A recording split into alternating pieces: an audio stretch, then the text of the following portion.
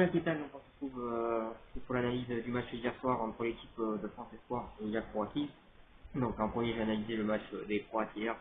Et en deuxième, celui des Français. Donc, la Croatie qui est d'ores et déjà éliminée de cette compétition. Donc, déjà, voilà sur ça. Après deux défaites, une face à la Roumanie et une face à la France. Donc on a vu une équipe de Croatie qui a fait une première mi-temps assez mauvaise. En défense, ils ont eu de grosses difficultés et en attaque, ils ont presque rien montré à part en fin de première mi-temps où ils se sont procuré une ou deux occasions. Mais sinon, ça a été très très faible offensivement. Ils n'ont rien montré durant cette première mi-temps. Et défensivement, j'ai trouvé qu'ils ont laissé quand même quelques espaces aux Français. Donc ça a été une première mi-temps assez poussive côté croate.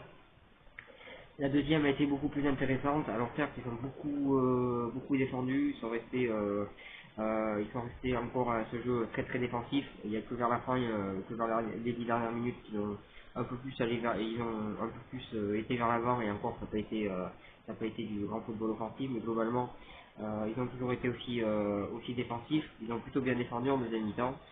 Voilà, ils ont laissé très très peu d'espace aux Français, ils ont bien défendu. Et offensivement, là aussi, je trouve qu'ils n'ont pas montré assez de choses. Je pense qu'offensivement, ils auraient dû essayer de faire mieux s'ils voulaient espérer vraiment faire un résultat face à cette équipe de France. Donc voilà pour ce match de la Croatie. Ensuite, pour en revenir au match de l'équipe de France, très bonne entame de match. Ils ont su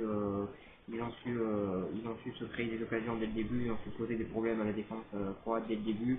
Ils ont marqué ce but très rapidement au bout de la 7e minute de jeu. Donc ça c'est intéressant. Voilà sur ça, très bon début de match des Français offensivement. Ils ont montré des belles choses, notamment l'attaquant lyonnais Dembélé qui a montré certaines belles choses et qui a mis un beau but. Après en deuxième mi-temps, on a vu une équipe de France beaucoup plus hésitante, qui a un petit peu arrêté de jouer, qui défensivement, je trouve que le milieu de terrain a assez mal défendu encore une fois. Voilà sur ça. D'ailleurs, l'entrée de Guendouzi était intéressante. On peut même se demander s'il ne mérite pas d'être titulaire. Donc c'est un très très bon joueur qui a fait une excellente saison avec Arsenal. Voilà sur ça, mais au milieu de terrain, je trouve que le milieu a mal défendu. Du coup, ça a laissé quelques espaces aux joueurs offensifs de la Croatie en deuxième mi-temps. Voilà sur ça. Offensivement, on a vu beaucoup moins de choses qu'en première mi-temps, parce que les attaquants ont été moins servis, parce que l'équipe a commencé à reculer et parce que l'équipe a arrêté de jouer. Ce qui est dommage d'ailleurs, parce qu'il aurait fallu jouer tout le match comme ils ont joué le début de match. Mais bon voilà, sur ça. Et donc en défense, globalement, ça a plutôt bien tenu. On peut aussi souligner la bonne prestation de Bernardoni qui a fait un bon match en tant que gardien.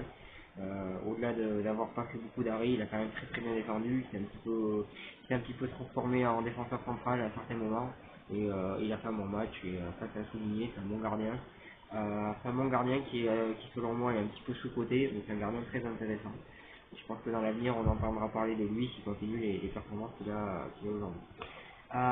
Voilà sur ça, donc deuxième victoire pour la France. Il me semble, si je ne me trompe pas, et si mes calculs sont bons, il me semble qu'un match nul suffirait à l'équipe de France pour se qualifier au prochain match, vu que ça leur permettrait de finir meilleur deuxième. Donc voilà sur ça, une défaite leur garantirait rien, il faut savoir le résultat des autres équipes aussi pour la défaite. Une victoire, bien sûr, les ferait être premier de poule et donc qualifié sans souci. Mais il me semble, si je ne me trompe pas, qu'un match nul suffirait pour être qualifié et leur permettrait de finir meilleur deuxième. Mais j'ai des gros doutes sur ce que je dis parce que honnêtement, j'ai un petit peu de mal à compter. Et si mes comptes sont bons, il me semble qu'aucune équipe peut finir meilleur deuxième avec 7 points à part la France.